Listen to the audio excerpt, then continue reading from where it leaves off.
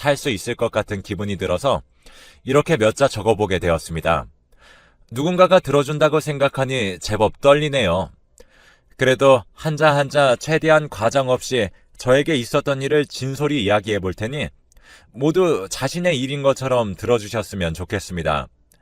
저희 집은 가난하지도 부자이지도 않은 딱 중산층 여느 가정과 다를 바가 없었습니다. 하지만 어렸을 때 일찍이 어머니를 여의면서 제 마음이 많이 삐뚤어지게 되었습니다.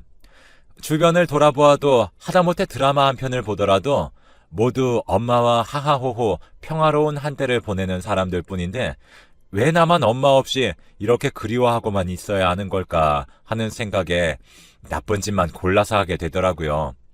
사실 어머니가 주던 관심이 없어지자 그 관심이 고파 일부러 아버지를 괴롭힌 면이 없지 않아 있었던 것 같습니다. 그 당시 제가 좀처럼 감당되지 않았던 아버지가 상담센터에 보내주신 적이 있습니다. 그때 거기서 만난 상담 선생님은 돌아가신 저희 어머니 또래셨는데 제 마음을 다 이해한다는 흔한 이야기도 하지 않고 오로지 제 이야기에 관심 기울여 주시고 최대한 공감해 주시려 노력해 주셨고 제일 좋았던 건 여느 어른들처럼 충고랍시고 가르치려고 하지 않아 주셔서 참 좋았습니다. 그래서 그때 상담 선생님에게 마음을 열고 꼬박꼬박 다닌 기억이 있네요. 그날만을 늘 손꼽아 기다리곤 했습니다. 다녀오면 내 마음을 잘 아는 또 다른 나를 만난 기분이 들기도 했거든요. 그렇다고 해서 제 비행이 멈췄던 건 아닙니다. 고등학교에 가서 잘 지내왔던 친구와 작은 오해가 생겨 큰 다툼을 하게 됩니다.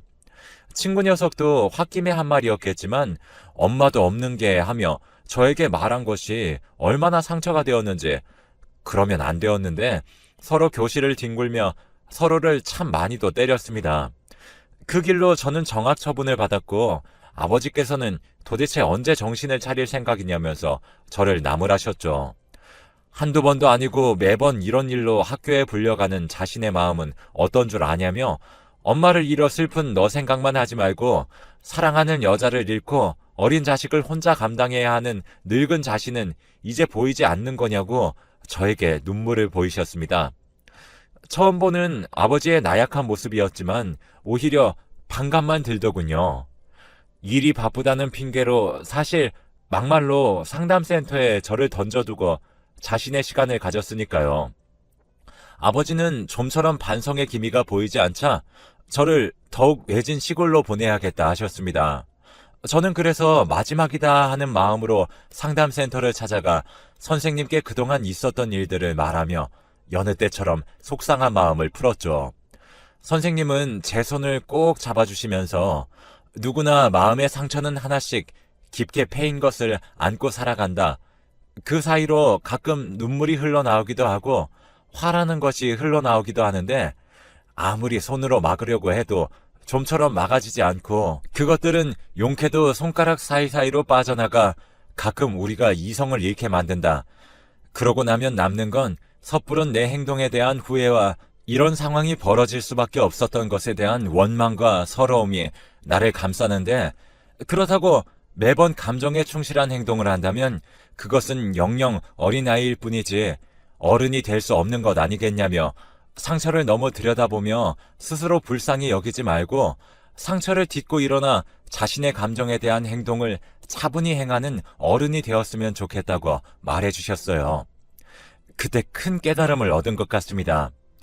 그래서 시골로 전학을 간 이후에는 전처럼 누군가 시비를 걸어도 쉽게 싸움에 휘말리지 않고 학생이니 제가 해야 할 몫인 공부를 성실히 하며 지내왔었죠. 하지만 어렸을 때 있었던 깊은 마음의 상처는 여전히 남아있었고 마음먹은 대로만 살 수 있다면 세상에 살기 힘든 사람이 누가 있었겠으며 꿈 못 이룬 사람이 있었을까요?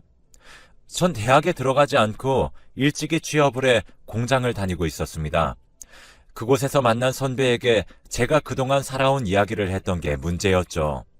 다음날 저에 대해 안 좋은 소문들이 돌기 시작하더라고요. 사실에 거짓이 보태어져서 전 일순간 쓰레기가 되어 있었습니다. 엄마도 안 계시고 아버지에게는 버림받고 학교는 강제 전학과 중퇴를 빈번히 당해 중졸이라는 소문이 났더군요. 심한 사람은 제가 어렸을 때 사고를 쳐서 소년원에 다녀왔다고 하기도 했습니다. 전 그래도 꾸역꾸역 참아내고 일을 다녔지만 그 선배가 제 앞에서 엄마 없는 애들은 티가 난다고 하는 순간 무언가 빵 하고 터지는 기분이 들더군요. 그래서 선배 멱살을 잡고 마구 때렸습니다. 분이 풀릴 때까지요. 그동안 내가 받았던 서러움이나 화 같은 걸 풀기 위해 발악했던 것 같습니다. 전 그때 신중치 못했던 행동의 죄로 1년 6개월이라는 시간을 복역해야만 했습니다. 감옥 안에서 참 많은 생각들을 했습니다. 그때 한 생각들을 정리하다 보면 불자보다 제가 더 먼저 열반에 오르는 거 아닌가 싶을 정도로 모든 것들이 심오했고 미래에 대한 계획들이었죠. 선배를 향한 원망이나 또 이렇게 되어버린 상황에 대한 후회 같은 건 시간이 지날수록 우스워지기만 했습니다. 아무튼 그 시기에 저는 운명적인 사람을 만나게 됩니다. 감옥으로 봉사활동을 온 어여쁜 아가씨였는데요. 말씨도 상냥하고 행동 하나하나가 어찌나 조신하고 선녀 같은지 전 첫눈에 반해 하루 종일 그녀 생각 아니면 그 어떤 생각도 할 수 없게 되었습니다. 저 혼자만의 생각이었을지 모르지만 그녀의 봉사가 끝나갈 때쯤 어떤 확신이 생겼었어요. 그녀도 나를 좋아하고 있다, 나를 의식하고 있다, 다른 사람들과 비교했을 때 유독 저에게 더 잘해준다는 느낌을 받았었거든요. 그래서 그녀의 마지막 봉사날에 용기 내어 고백합니다. 나를 면회와주면 안 되겠느냐. 이런 말 욕심이고 내 주제에 염치 없는 소리인 거 알면서도 당신이 한 번 더 보고 싶다고요. 그녀는 아무런 대답 없이 웃기만 하기에 전 거절인 줄만 알았습니다. 하지만 봉사가 끝나고 한두 달 정도 지난 때였나요? 아버지가 면회를 다녀간 지 얼마 되지 않았는데 또 누가 면회를 왔다고 하기에 잔뜩 기대를 품고 나간 자리에 그녀가 있었습니다. 당신이 한 말이 계속 귓가에 맴도는 걸 보니 우리가 같은 마음인 것 같아서 용기 내어 당신을 만나러 왔다 해주더군요. 저희는 그렇게 투명벽을 하나 둔 채로 몇 번의 만남을 계속 이어갔습니다. 처음에는 서로 얼굴을 보고 수줍어 웃는 바람에 이렇다 할 이야기를 하지 못했지만 얼굴만 봐도 많은 이야기를 나눈 것처럼 마음이 훈훈해지는 것이 살아가는 데 희망을 잃었던 제가 용기를 가질 수 있는 계기가 되었죠. 저는 모범수로 인정되어 원래 살아야 했던 형보다 짧게 살고 출소하게 되었고 그녀와는 단칸방에서부터 차곡차곡 돈을 모아 아파트로 이사갈 정도가 되었습니다. 집에 사람이 잘 들어와야 한다는 어른들의 말이 무엇인지 알겠더군요. 저희 사이에 아이가 없었는데 사업에 성공한 시점쯤 와이프가 임신도 하게 되었고 아이가 태어난 때에는 사업 규모가 더 커져서 건물도 살 수 있는 정도가 되었습니다. 이 여자는 정말 은인이다. 일찍 저를 떠난 엄마가 미안해서 내려준 천사다. 그런 생각이 들었고 저는 아이는 물론이고 와이프를 극진하게 대우했습니다. 와이프의 집에도 저희 아버지에게 해드리는 것보다 늘 배로 해드렸죠. 이렇게 천사 같은 딸을 못난 저에게 주신 덕분에 사람 구실하며 살게 되었으니 몇 해가 지난다 해도 모자람 없이 배로 잘해드리겠다 매번 무릎 꿇고 감사를 빌었습니다. 그런데 언제부터 장인어른이 빚이 있어 부모님 생활이 요즘 많이 힘들다는 이유로 와이프가 많은 액수의 돈을 줄 수 없겠냐 요구하더라고요. 엄마 아빠는 직접 말하기 부끄러우시대 당신 볼 면목이 없다 하시잖아. 당신 힘들면 안 줘도 되는데 당신도 알다시피 우리 부모님 딸 하나인데 딸이라고 하나 있는 내가 돈을 벌기를 해 모아둔 돈이 있기를 해 당신 하나만 보고 사는 나잖아 하기에 늘 달라고 하는 금액보다 풍족하게 드렸어요. 그런데 사업자금 유통이 어려운 때가 있어서 가지고 있던 건물 중 하나를 팔려고 부동산에 연락하니 이미 사모님이 팔아버리고 없는 건물이라고 하는 겁니다. 이게 무슨 소리인가 싶어 혹시나 하는 마음에 가지고 있는 건물들에 대해 부동산에 물으니 와이프 혼자 임으로 건물의 반을 팔았더라고요. 장인어른에게 그때까지 드린 돈도 적은 액수가 아니었습니다. 거의 10억쯤 되었는데 건물까지 팔 정도로 장인어른에게 큰 빚이 있다니 믿을 수가 없더라고요. 시골에서 아무것도 안 하시고 남은 여생을 보내시는 분이 빚을 져봐야 얼마나 진다고 이렇게까지 빚을 졌다는 게 믿겨지지 않아 와이프에게 물어야겠다 결심했습니다. 장인 어른에게 먼저 묻지 않은 건 와이프가 저 몰래 진 빚이라 말하기 쪽팔려서 장인 어른 이름을 판 걸 수도 있고, 진짜 장인 어른의 빚이라면 사위인 제 얼굴 볼 면목이 없으실 것 같아 나름의 배려였습니다. 그런데 와이프가 대뜸 하는 말이 아이를 가지자고 하는 거예요. 아이는 무슨 아이냐? 우리 나이가 벌써 40이 넘었는데 지금 아이를 가지면 어떻게 키우려고 하냐? 그리고 이미 하나 있는 아들에게 주는 관심이 반으로 나누어질 게 분명하고, 그럼 저 아이의 쓸쓸함은 또 누가 채워주냐고 하니, 생전 소리 지른 적 없던 사람이 히스테릭하게 소리 지르며 자기 머리까지 쥐어 뜯으면서 무조건 아이를 가지자고 하는 거 아니겠습니까? 알았다 했지만 그 이후로 아무리 노력해도 아이가 좀처럼 생기지 않았습니다. 산부인과에 함께 다녀보기도 했지만 차도가 없더라고요. 와이프가 너무 절박해 보이기에 와이프 몰래 용하다는 무당집에 가서 점을 보기까지 했습니다. 그런데 무당이 하는 말이 와이프가 지은 죄가 너무 많기 때문에 애기들이 무서워서 저한테 못 온다고 하는 거예요. 의아한 마음에 저희는 이미 사이에 아이가 한 명 있고 우리 와이프 교도소에서 봉사활동도 다녔을 정도로 착한 사람이다, 누군가에게 상처를 줄 만큼 사람이 모질지 못하다고 하니 무당이 혀를 끌끌 차면서 넌 씨가 없어 하는 거 아니겠어요? 산부인과에서도 한 번도 들은 적 없는 말인데 돌팔이다 싶어서 기분 나쁜 티를 팍팍 내면서 이 돈이나 먹고 떨어져라 하는 심정으로 나오는데, 제 뒤로 한 번 더 말을 꾸짖는 겁니다. 그 여자한테서 당장 떨어지지 않으면 단명한다고요. 자기 말만 믿고 일단 그 여자를 경찰에 신고 한 번이라도 해보라는 거예요. 그럼 뭐라도 얻어 걸릴 정도로 죄가 많은 여자이니 나중에 자기 찾아와서 또 다른 미래를 봐달라는 등 애걸복걸 하지나 말라면서요. 너희 엄마가 계속 옆에서 울고 있어 하는데 소름이 돋더라고요. 아무튼 전 그 길로 무당집을 나와 집이 아닌 회사로 향했습니다. 무당 말을 믿는 건 아니었지만 찝찝한 건 솔직히 어쩔 수가 없잖아요. 비서를 시켜서 와이프인 척 제가 다녔던 산부인과에 전화를 걸어 우리 부부의 불임 이유가 뭔지 다시 설명해달라 요청해라 했습니다. 그리고 들은 말이 너무 소름이라 한동안 아무 말도 할 수 없었어요. 제가 무정자증이라고 하더군요. 그렇다면 제 아들은요? 제 아들은 누구 아들인 거죠? 분명히 저와 결혼하고 1, 2년 후에 가진 아이였기 때문에 제 아들이 아니라면 결혼 후에 와이프가 제가 아닌 다른 남자와 바람을 피웠다는 소리인데 이게 말이 되는 건가요? 전 집에 가서 애써 침착한 척 하면서 아들과 유전자 검사를 하기 위해 준비를 시작했고, 검사 결과를 받아본 이후 충격에 빠졌습니다. 99.9%의 확률로 제 아들이 아니라더군요. 그 다음에 제가 해야 하는 행동이 무엇인지, 어떤 걸 먼저 해야 하는 건지 머릿속이 새하얘져서 아무것도 할 수 없었고 눈물만 났습니다. 사람들이 오고 가는 도로에 주저앉아 검사지를 품에 안고 얼마나 울었는지 모릅니다. 제가 울음을 멈출 수 있었던 건 아들에게서 걸려온 전화였어요. 전화를 받으니 아들이 찢어질 듯 소리 지르며 울더군요. 무슨 일이냐 침착하게 하고 싶은 말을 해야 아빠가 알아듣지 않겠냐고 다그치니 경찰이 집에 들이닥쳐 와이프를 잡아갔다고 하는 게 아니겠어요. 저는 제 차를 몰고 집에 가면 가는 길에 필시 사고가 날 것 같아 택시를 잡아 타고 집으로 향했습니다. 집안에는 엉엉 울고 있는 제 아들과 이게 무슨 일이냐며 불이 나게 달려온 장인 장모님이 계시더라고요. 장모님과 아이는 잠시 자리를 비켜달라 요청하고 장인과 독대했습니다. 아이가 들을 만한 내용이 아니었던 것도 있었고 저러다 아이가 실신하는 거 아닌가 싶을 정도로 많이 놀란 상태였거든요. 장인에게 단도직입적으로 물었습니다. 아이 엄마가 나 모르게 한 짓 중에 내가 꼭 알아야 하는 것이 있다면 장인이 먼저 알려주셨으면 좋겠다.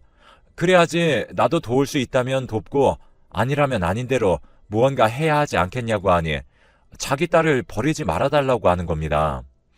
버리려고 묻는 말이 아니라 일단 지키기 위해 묻는 말이다. 장인어른이 입 꾹 다무시고 비협조로 나오시면 저 무슨 짓을 할지 모른다고 하니 그제서야 입을 여시더군요. 저를 만나기 전에 열렬히 사랑했던 남자가 있었다고 합니다. 하지만 장애를 가지고 있어서 반대를 심하게 하셨다고 해요.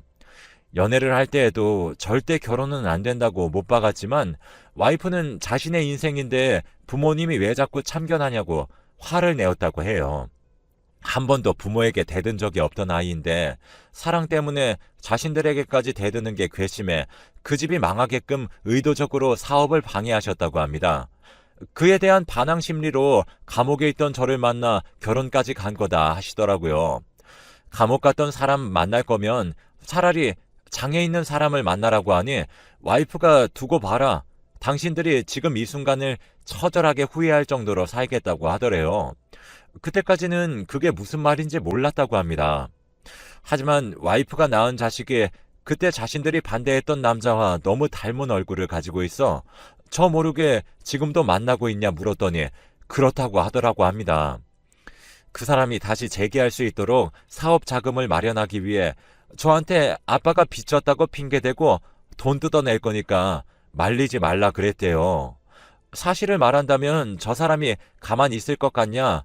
딸 이혼녀 만들고 싶은 거냐?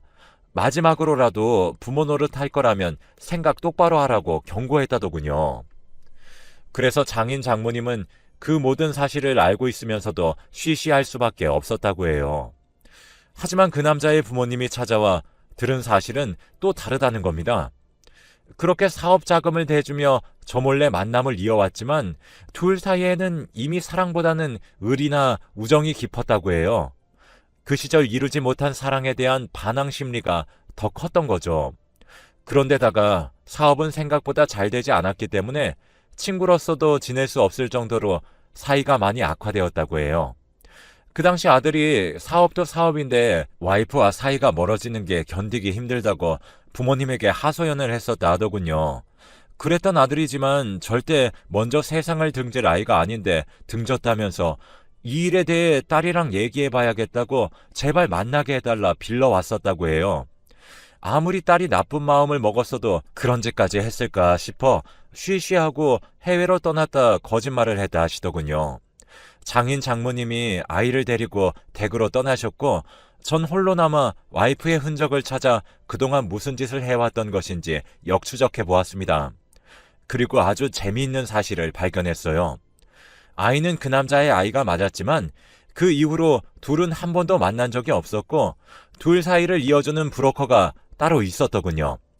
와이프는 지난 사랑에 대한 미안함으로 순수하게 돈을 계속해서 보냈던 거였고 브로커는 더 큰 돈을 벌기 위해 그 남자에게서 그리고 제 와이프에게서 꼬드겨 돈을 받아냈던 거였어요. 와이프는 제 재산으로도 감당할 수 없는 지경에 이르러 사채까지 썼더군요. 참 씁쓸한 마음이 들었습니다. 내가 알던 그 사람은 대체 누구였으며 난 누구랑 살았던 걸까? 이제 아이는 어떤 마음으로 봐야 할지 사기당한 것이라고 와이프 앞에 서서 지켜줘야 하는 건지 오만 생각이 교차하고 있었습니다. 그럴 때마다 생각나는 게 우습게도 학창시절 저에게 길잡이가 되어주셨던 상담 선생님이더군요. 상담 선생님이라면 지금 이 난관도 어떻게 헤쳐나가면 된다 알려주시지 않을까 그런 생각을 하면서 우선은 사건 조사도 받아야 했으니 경찰서로 향했습니다. 그리고 경찰서 앞에서 우리 아들의 억울함을 풀어달라고 피켓을 들고 서 있는 이제는 너무 늙어버린 상담 선생님을 만나게 되었습니다. 어떻게 여기서 이런 모습으로 만나게 되느냐? 사람 인연이 참 얄궂다 말하며 대체 무슨 일이 있으셨던 거냐고 어렸을 때 제가 마음적으로 큰 도움을 받았는데 이번엔 제가 선생님을 도울 차례인 것 같다. 아무래도 선생님 생각이 많이 나던 참이었는데 이렇게 도와드리라고 하느님이 그러셨나 보다 하며 이야기를 나누게 되었고 상담 선생님에게는 차마 제 입으로 말씀드리지 못했지만 제 와이프가 한 짓에 피해를 받게 된 어머니가 바로 상담 선생님이시더군요. 상담 선생님 입장은 그러합니다. 미혼인 것처럼 자기 아들의 자식을 홀로 힘들게 키우고 있으니 브로커를 통해 매달 큰 액수의 돈을 요구했었다고 해요. 보여달라고 해도 보여주지도 않으면서 그걸 아들이 본인 마음이 썩어가는 줄도 모르고 걔가 힘들대 내가 너무 미안해 같은 소리나 하며 죄책감에 시름시름 앓았다고 합니다. 아들을 잃고 나니 이 죽음에는 배우가 있을 것 같기도 하고 와이프 부모님을 만나 이야기를 들어보고 하니 자신도 모르는 다른 이야기들이 숨겨져 있는 것 같은데 왠지 자기 느낌에 와이프 옆에 누군가 있을 것 같고 그 사람이 자신과 같은 고통을 받지 않게 꼭 지켜줘야겠다는 생각이 들어 일단 신고 먼저 하고 보신 거라고 합니다. 저는 어렸을 때의 방황은 선생님의 따뜻한 마음에 길을 찾았고 나이 먹어서는 더 큰 화를 입기 전에 막아주신 덕분에 보다 빠르게 제자리로 돌아올 수가 있었습니다. 현재 선생님과 합심하여 브로커를 잡기 위해 노력하고 있고 와이프도 피해자이기 때문에 구명을 위해 애쓰고 있습니다. 아이에게는 저의 친어머니다 말씀드리고 가끔 진짜 가족처럼 다 같이 주말에 밥 먹기도 합니다. 저에게 벌어진 일들이 때론 삶을 혐오하게 만들지만 그 안에 있는 따뜻한 마음 덕분에 생을 잃지 않고 살아갈 수 있는 것 같습니다. 여러분들도 아무리 힘들어